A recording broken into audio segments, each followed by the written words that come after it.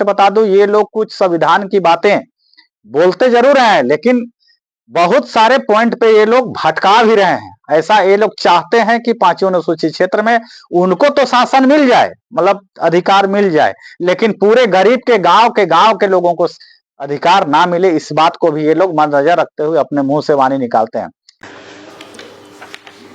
पहली बात ये है कि हम यहाँ पे दो चीजों पर बहस कर रहे हैं, ठीक है।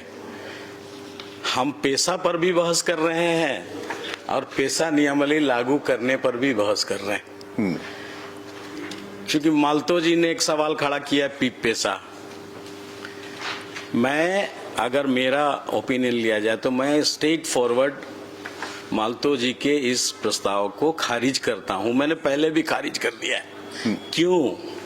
क्योंकि पेशा ये बोल रहे हैं, लेकिन वो एस्टैब्लिश हो चुका है पूरे देश में, संवैधानिक रूप से एस्टैब्लिश हो चुका है, क्लियर भी हो चुका है कि provision of the panchayat extension to schedule area in short term PESA. तो ये कॉन्स्टिट्यूशनली इसको बोला जाए, वैधानिक रूप से पेशा एस्टैब्लिश हो चुका है इस स्टेज में, जबकि पूरे बाकी राज्यों में लागू भी हो चुका है।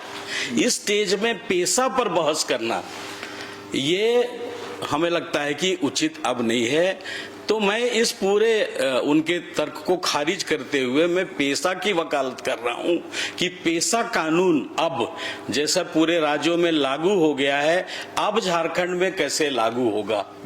हम आज उसकी बहस के लिए बैठे हैं कि पेशा कानून इस राज्य में कैसे लागू होगा। हमारा बहस वो नहीं है आज। अभी बहुत सारे कोर्ट के इश्यूज हम लोग चर्चा कर रहे हैं। उसमें एक आया है ज्वाइंट सेक्रेटरी का वर्जन, जो मैंने नोटिस किया। उसमें वो लिखते हैं कि पंचायती राज एक्ट के जरिए अनुसूचित क्षेत्रों में जो पेशा के प्रोविजंस को लागू किया जाना है, उसी के साथ सवाल है क्या इस पर राष्ट्रपति की सहमति ली गई है। चूंकि पेशा को लागू होना है तो ये सब्जेक्ट हो जाता है अनुसूचित क्षेत्र का, तो क्या इस पर गवर्नर की प्रेसिडेंट की ये ली गई है, सहमति ली गई है। इस पर एक कानूनी मामला है जो शायद बहुत सारे लोगों को नहीं मालूम है। क्योंकि मैं उसमें शामिल था तो ये मामला ये अभी किसी ने उठाया नहीं है। मैं झारखंड एडवाइजरी काउंसिल को ही मैंने नॉन कॉन्स्टिट्यूशनल कहा है। कब के?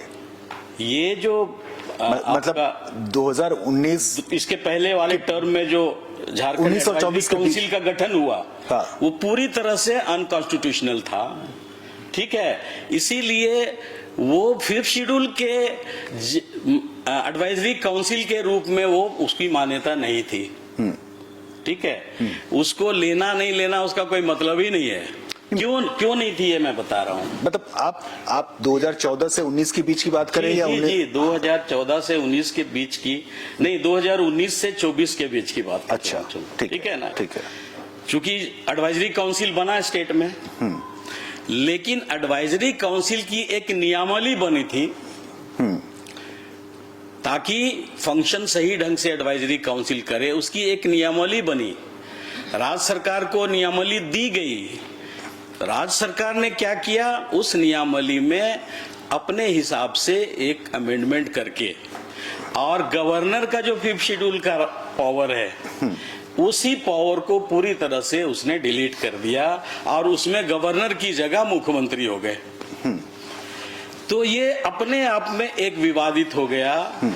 क्योंकि 5th शेड्यूल का जो भी प्रोविजन होगा उसके अंदर में जो भी बातें होंगी उसमें राज्य में राज्यपाल का अप्रूवल होना आवश्यक है और उसके बाद उसमें राष्ट्रपति का अप्रूवल होना आवश्यक है। तो जब नियमावली ही बदल जाती है तो एडवाइजरी काउंसिल अपने आप में वो खत्म हो जाता है, उसकी वैधानिकता 5th शेड्यूल के तहत की जो वैधानिकता है वो खत्म हो जाती है। तो ये सवाल ही नहीं उठता कि भाई एडवाइजरी काउंसिल से सहमति ली गई कि नहीं, वो तो वैधानिक ही नहीं है। वो तो वैधानिक ही नहीं है। हम लोगों ने कहा कि ये 5th शेड्यूल की एडवाइजरी काउंसिल नहीं है। सरकार कोई भी समिति बना सकती है। ये समिति झारखंड एडवाइजरी काउंसिल जो है, ये समिति राज्य सरकार की हो सकती है, लेकिन ये 5th शेड्यूल की समिति नहीं है। ये हम लोगों ने उस समय पॉइंट आउट किया था, चूंकि नियमावली ही उसके अनुरूप नहीं है। तो अभी जब सवाल खड़ा हो रहा है कि क्या सहमति ली गई है, तो यहां तो वैधानिक एडवाइजरी काउंसिल ही नहीं है 5th शेड्यूल का। किससे सहमति लीजिएगा? किससे प्रेसिडेंट के बारे में भी होता है। वही बोल रहे हैं, पहले तक थ्रू गवर्नर होता है ना, सीधे तो प्रेसिडेंट के यहाँ नहीं जाएगा, वो थ्रू गवर्नर ही जाएगा जब भी जाएगा। तो एसेंट लिया गया कि नहीं वो बताइए ना। कैसे लिया जाएगा? असेंट तो देखिए, जब गवर्नर की तो कैसे अरे जेएसी का अप्रूवल ही नहीं दिया गया, गवर्नर ने दिया ही नहीं अप्रूवल, फाइल लौटा दिया। तो फिर आप लोग फिर क्यों एडवोकेसी कर रहे हैं? हम जो अपनी बात कर रहे हैं उसको सुनिए। मैं जेपीआरए की एडवोकेसी नहीं कर रहा हूं, मैं उसके बीच से एक रास्ता कहां हो सकता है, चूंकि पेशा कानून को लागू होना है शेड्यूल एरिया में, मेरा सबसे बड़ा पक्ष वो है। उसको कैसे लागू होना है, हम बहस में अगर उलझ रहे हैं तो हमको रास्ता भी निकालना चाहिए कि वो लागू कैसे होगा। हमारा सवाल वहां पे खड़ा है, ठीक है? तो आप जेपीआरए कानूनी ये में अगर खड़ा होता है, रास्ता कहां है? ये 5th शेड्यूल झारखंड में कैसे लागू होगा, इसका रास्ता क्या हो सकता है, हमारा विचार का विषय वहां है। दूसरा तर्क है, जेपीआरए के पक्ष में हम जो बोल रहे हैं, दूसरा तर्क यही है कि पेशा कानून पंचायती राज एक्ट का हिस्सा है, ठीक है? केंद्रीय कानून है ना पेशा कानून, पंचायती राज एक्ट में ही अमेंडमेंट हुआ है। मैंने शुरुआत में इसीलिए कहा था कि ये क्या उसका 1992 में आपका जो अमेंडमेंट है, किस में अमेंडमेंट हुआ? पंचायती राज एक्ट में ना अमेंडमेंट हुआ। एक में नहीं अमेंडमेंट हुआ, कॉन्स्टिट्यूशन में इंसर्ट किया गया पहली बार पंचायत। जी हाँ, बता रहे हैं कब पंचायत राज कानून देश में। अच्छा मैं आप रॉबर्ट पार्ट 9 प्रोविजन किस में, एक मिनट पार्ट 9 प्रोविजन किस में आया? कॉन्स्टिट्यूशन में कोई पंचायत राज। अरे पंचायती राज एक्ट में प्रोविजन कैसे आया? बाकी राज्य में तो था, नहीं था, जानकारी नहीं है तुम्हें। बाकी राज्य में अरे नहीं है। 1992 में, नहीं है। एक मिनट, 1992 में संविधान में पार्ट 9 और पार्ट 1 घुसाया गया। कभी किसमें घुसाया? अमेंडमेंट नहीं किया गया है। किसमें घुसाया? पंचायती राज एक्ट में नहीं, संविधान में। संविधान तो दिखाइए ना पंचायत राज एक्ट कौन सा एक में घुसा। अरे उसमें उसके बाद ही वो नीचे जाएगा, ठीक है से ना? संविधान में पहली बार घुसाया गया पार्ट 9 और पार्ट 9। तो इसका नाम कैसे है? Panchayat extension to schedule areas. इसका मतलब पंचायत तो मौजूद है, पंचायत है तभी ना पंचायत एक्सटेंशन शेड्यूल एरियाज। कानून नहीं है ना, पार्ट 9 घुसाया गया कॉन्स्टिट्यूशन। जी नहीं, panchayat extension to schedule areas का मतलब ही हुआ वो पंचायत राज एक्ट का हिस्सा है। कौन सा एक्ट भाई? कौन सा एक्ट बताइए। रॉबर्ट दास से पूछते हैं कि कौन सा एक्ट, ये सवाल हमने जो 1992 में अमेंडमेंट आया, वो किस में आया कॉन्स्टिट्यूशन और किस विभाग में आया? विभाग कॉन्स्टिट्यूशन सीधे एक्ट करता है क्या? अरे देखिए और एक सवाल नहीं एक सवाल मैं लॉयर का सवाल नहीं है, ये व्यवहारिक चीज है। जोहार, नमस्कार।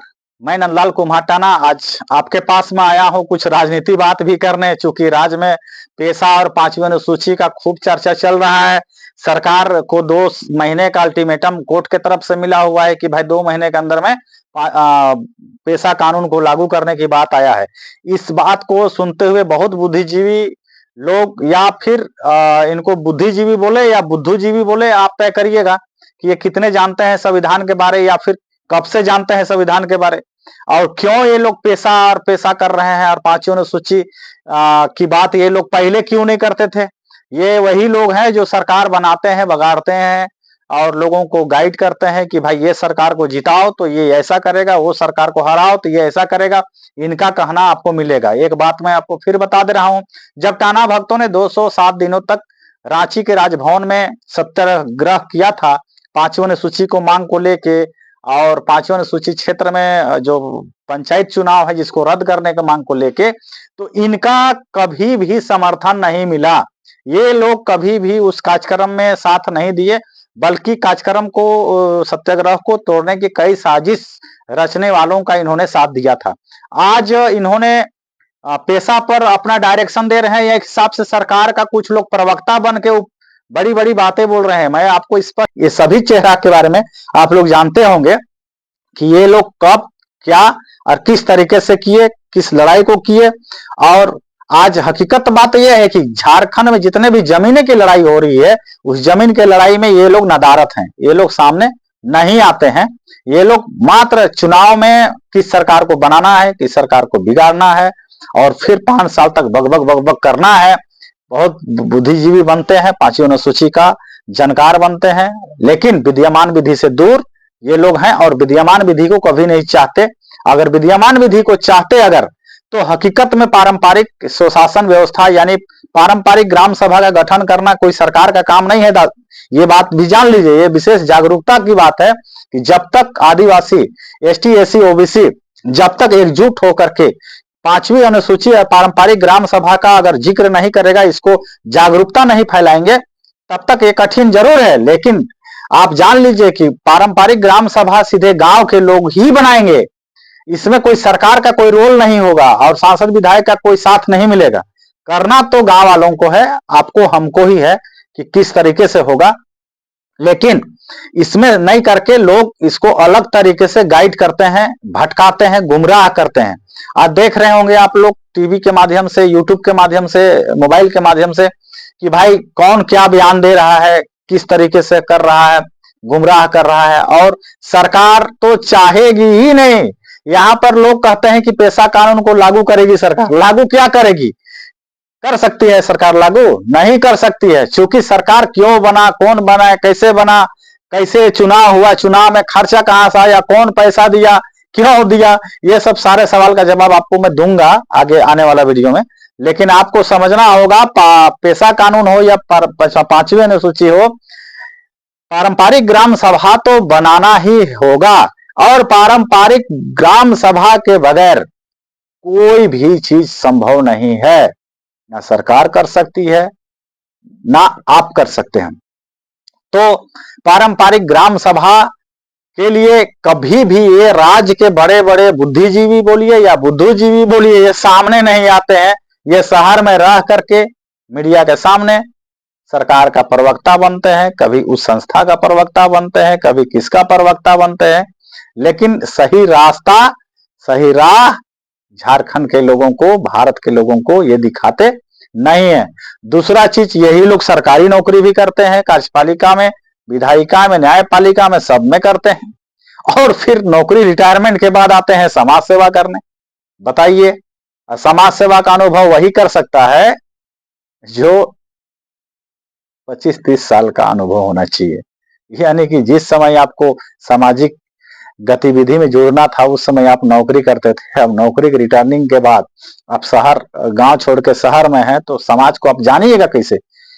समाज दिखना है तो गांव में समाज दिखेगा, शहर में तो समाज मिले। तो आपको ऐसे लोगों के बारे में ज्यादा जानना चाहिए जो लोग राज्य में कई मुद्दा पर बकड़ बकड़ करते हैं, चेहरा चमकाते हैं, राजनीति चमकाते हैं, और किस उद्देश्य से चमका रहे हैं, क्यों चमका रहे हैं, उसको भी समझना आपको जरूरी है।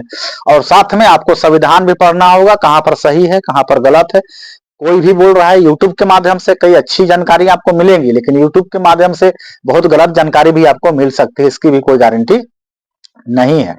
तो इसीलिए हम चाहते हैं कि आज का वीडियो इतना ही। जोहार, नमस्कार, धन्यवाद।